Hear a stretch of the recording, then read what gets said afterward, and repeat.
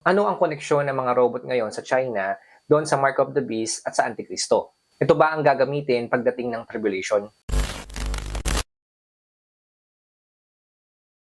Sa panahon po natin ngayon, sa sobrang bilis ng pag-unlad ng ating teknolohiya, kung ano-ano na po ang nagagawa o naiimbento ng mga tao sa panahon natin ngayon na sobrang advanced na. Na sa sobrang advanced, nakikita po natin, ito ay nakakatulong sa maraming mga tao. Pero mga kapatid, bukod po dun sa tulong na kayang ibigay ng mga makabagong teknolohiya, ito rin po ay pwedeng maging malaking banta, lalo na nga nasa mga huling araw na tayo. So hindi na po natin mapipigilan yan sa panahon natin ngayon, yung pag-unlad ng modernong teknolohiya, lalo na nga pagdating sa robot at pagdating sa AI. So ngayon mga kapatid, ang China, nagkaroon sila ng mass deploying ng humanoid robots. So yung mga dating iniisip natin na mangyayari sa hinaharap, na yun nga ang mga robot ang gumagalaw, nangyayari na po yan sa panahon natin ngayon.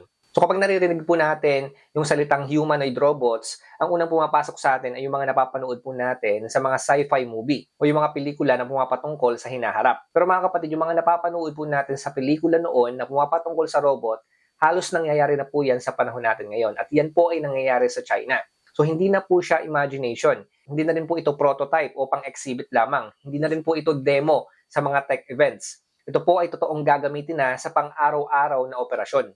So ano nga ba ang unang gagawin ng mga humanoid robots? Sa mga border na malapit sa Vietnam at sa iba pang mga regions, sila ang tumutulong na mag-check ng mga passport, magbigay po ng mga instruction sa mga tao at magmo-monitor ng bawat galaw ng mga dumadaan. So yung dating gumagawa po ng mga trabaho na ito ay mga tao talaga. Pero mga kapatid, sa panahon natin ngayon, makikita natin mga humanoid robots na ang papalit sa mga tao. So sila po, hindi sila napapagod, hindi sila natutulog, at tuloy-tuloy ang kanilang trabaho. Ngayon mga kapatid, ang pinagmamalaki nila sa humanoids na ito, kaya po nila na mag-change ng battery o mag-recharge sa pamamagitan lang din nila. So hindi na po nila kailangan ng tao. Kaya po nilang gawin yung mga bagay-bagay nang hindi nahihirapan.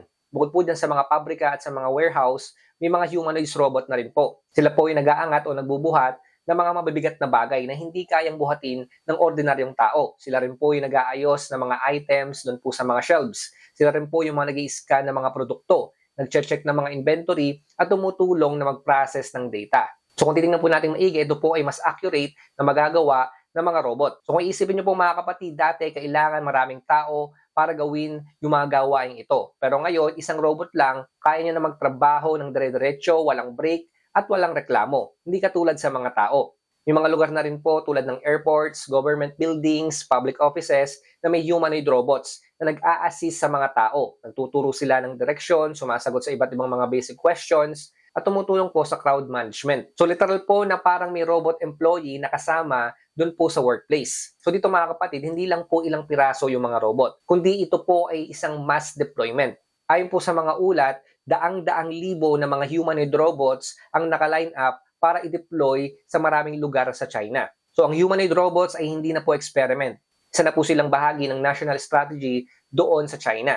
At kung ganito po kabilis ang pag-deploy nila ngayon, ano pa kaya ang mangyayari pagdating ng 3 hanggang 5 taon sa panahon natin ngayon? So kung nakakatakot yung mga pwedeng gawin ng mga humanoid robots ngayon, paano pa kaya sa mga susunod na panahon? Ngayon mga kapatid, may ilang mga tao sinasabi nila na nasa propesya raw ng Biblia yung mga robot o yung technology sa panahon natin ngayon. At ito ay mababasa po natin sa Daniel chapter 12 verse 4. Sabi po dito, Daniel, ingatan mo muna ang mga pahayag na ito at isara ang aklat upang hindi ito mabuksan hanggang sa katapusan ng sanlibutan. Marami ang magsasaliksik at magsisikap na maunawaan ang maraming bagay. So dito wala pong sinasabi kung ito ay AI, robot o anuman pong teknolohiya. Pero malinaw po ang sinasabi. Sa mga huling panahon, magkakaroon ng matinding pag-angat ng kaalaman. Sa ibang translation, ang tawag po nila dito ay increase of knowledge. Sa panahon po natin ngayon mga kapatid, makikita natin na hindi lang basta increase. Sa totoo lang, noon pa man, mas lalo na pong tumaas yung kaalaman ng mga tao pagdating po sa kaalaman sa teknolohiya. Pero mga kapatid, sa panahon po natin ngayon, makikita natin biglaan yung pagbulusok at pagtaas ng kaalaman ng mga tao. Kung titignan nyo po kasi yung timeline ng ating mundo, eksakto po yung nangyayari. Tingnan po natin yung pagtaas ng knowledge sa buhay ng mga tao. Noong 1990s, meron lang tayong tinatawag na dial-up internet. Panahon na kailangan mo pa maghintay bago mag-load ang isang picture. Ito po ang unang hakbang sa digital revolution. Noong mga 2000s na, lumabas na yung smartphones. Dito na po nagsimula ang information na nasa yung bulsa. Ngayon, noong mga 2010s, pumasok na po yung cloud computing at big data. So nagsimula na po mag-ipon ng mga trilyon na data ang mundo sa bawat segundo. At noong 2020s, pumasok po ang tinatawag na artificial intelligence. Ngayon, ang AI kaya nang sumagot, mag-predict, mag-analyze, at magdesisyon. At ngayong 2025, pumasok na po yung humanoid robots mass production. Robot na hindi lang computer, kundi gumagalaw, nagsasalita, nakakaintindi, at kayang gawin ang trabaho ng tao. So ang punto ko po dito, tingnan nyo po, mula po doon sa dial-up hanggang sa humanoid robots, umabot lamang ito ng 30 years. Ganong kabilis mga kapatid, yung pag-angat ng kaalaman ng mga tao o yung increase of knowledge. Yun yung katuparan na sinasabi dun po sa binasa natin. So ito po yung pag-angat na kahit yung mga scientists, historians, at mga futurists ay hindi inaasahan na ganito kabilis ang teknolohiya. At ang pinaka nakakagulat po sa panahon natin ngayon, ang technology na dating inaabot ng 50 to 7 years para ma-develop, ngayon ay 6 na buwan na lang bago mag-evolve o magkaroon ng next generation. Minsan mas mabilis pa dito. Kaya maraming mga biblical scholars na nagsasabi, maaaring ito na po yung sinasabi ni Propeta Daniel sa kanyang propesiya. Yung tinatawag na increase of knowledge o yung technology. So mga kapatid, hindi po natin sinasabi na yung AI o yung mga humanoid robots ay mismong nasa Biblia. Pero malinaw mga kapatid, yung increase of knowledge na sinasabi sa propesiya, nangyayari na po yan sa ating panahon ngayon. Wala na pong duda. So dahil nakikita na po natin, unti-unti na po natin nakikita yung propesiya at nangyayari na po ito sa ating harapan, malinaw po, totoo na rin po na natutupad unti-unti ang sinasabi ng ating Panginoong Kristo na malapit na yung oras ng kanyang pagbabalik. Ngayon kapag binasa po natin yung Revelation chapter 13, mapapansin po natin na walang binanggit naman doon na robots, AI o humanoids. Pero may binanggit po doong isang global system na merong kapangyarihang mag-monitor ng lahat, magdikta kung sino ang pwede bumili at magbenta, at magpatupad ng isang sentralisadong kontrol sa lipunan. At ang tanong po dito mga kapatid ay malinaw, anong klaseng teknolohiya ang kailangan para mangyari ito? So hindi po dito sapat ang CCTV. Kaya niya pong mag-record pero hindi niya kayang magdesisyon. Hindi rin po sapat yung ordinaryong computer lamang. Kailangan mo ng real-time processing ng data ng buong mundo. Hindi sapat ang tao. Hindi kayang bantayan ng tao ang billions of transactions, identities, at movements sabay-sabay. Kaya bago mangyari ang global system na sinasabi sa Revelation chapter 13, kailangan mo muna ng AI. Ito po yung utak ng system. Gayun din po yung biometric scannings, pang-verify naman ng identity. Ganun din po tinatawag na integrated surveillance para po makita ang lahat o kaya man ma-monitor ang lahat kahit saan sila magpunta. Ganun din po yung humanoid enforcement system para naman po maipatupad ang order at monitoring doon po sa lugar. So sa lahat ng yan, sino po ang nangunguna dyan?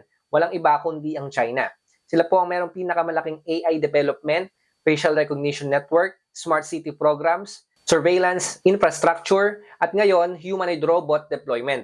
So mga kapatid, hindi po ito teorya. Makikita po natin, ito ang katotohanan at nangyayari po yan sa panahon natin ngayon. Ito po ay realidad. Pero mga kapatid, tandaan nyo po yung mga robot, hindi po sila yung halimaw. Hindi rin po sila yung antichrist. Hindi rin po sila yung marka ng halimaw. Pero mga kapatid, maaaring sila ay kasangkapan o kaya man po gagamitin para sa preparasyon. So kung titingnan po natin mga kapatid, malaki yung posibilidad na gamitin ng Antikristo yung mga humanoid robots kasi yan po yung gusto niya sa ating mundo. Kasi ang mga humanoid robots, hindi po sila napapagod, hindi sila nagrereklamo, hindi nagdududa, at kaya pong i-monitor ang lahat 24/7. Ang tao may emosyon, may konsensya, at may limitasyon.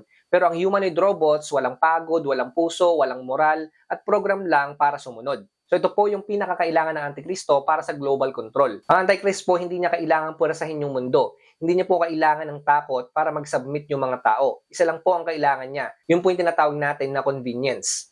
Pag yung mga tao nagustuhan na po nila yung convenience, ito na po yung hahanapin nila at ito na po yung magugustuhan nila. At ano po ang magagawa ng humanoid robots? Nakita po natin convenience din. Kumbaga makakatulong to sa mga tao at hindi na mahihirapan yung mga tao. Pero mga kapatid, kung titingnan po natin sa reality, maaaring ito ang gamitin ng kaaway para maraming mga tao ang mapahamak. So mga kapatid, hindi ko po sinasabi na masama yung mga robots o yung mga artificial intelligence. Hindi ko rin po sinasabi na yung mga humanoids, yan na po yung katuparan ng propesiya. Pero mga kapatid, ito po yung gusto kong ipunto sa inyo. Ang bilis ng mundo ngayon ay hindi na po natural. Ito po ay prophetic na. Nakita po natin sa Daniel chapter 12 verse 4, knowledge shall increase. At hindi lang po increase, ito po ay nag-explode, napakabilis. Ngayon mga kapatid, tandaan nyo po ito, no? Kung gaanong kabilis yung pag-angat ng teknolohiya, ganyan din po ang kabilis yung pagbabalik ng ating Panginoong Kristo. So hindi mo kontrolado yung hinaharap. Pero mga kapatid, kilala mo ang may hawak nito. At sa panahon na ang mundo ay umaasa sa AI, ang tunay na anak ng Diyos ay hindi umaasa sa AI, kundi sa banal na spirito. Maring matutulungan ka ng teknolohiya, pero ang tunay na makakatulong sa iyo at makakapagligtas sa iyo ay walang iba kundi yung ating Diyos. So mga kapatid, habang naghahanda yung Antichrist para lumabas, maghanda ka na rin sa pagdating ng ating Panginoong Kristo. Kasi mga kapatid, kitang-kita na po sa panahon natin ngayon yung mga propesiya, ito po ay unti-unti nang natutupad. Kaya mga kapatid, maghanda na po kayo kasi babalik na yung ating Panginoong Kristo.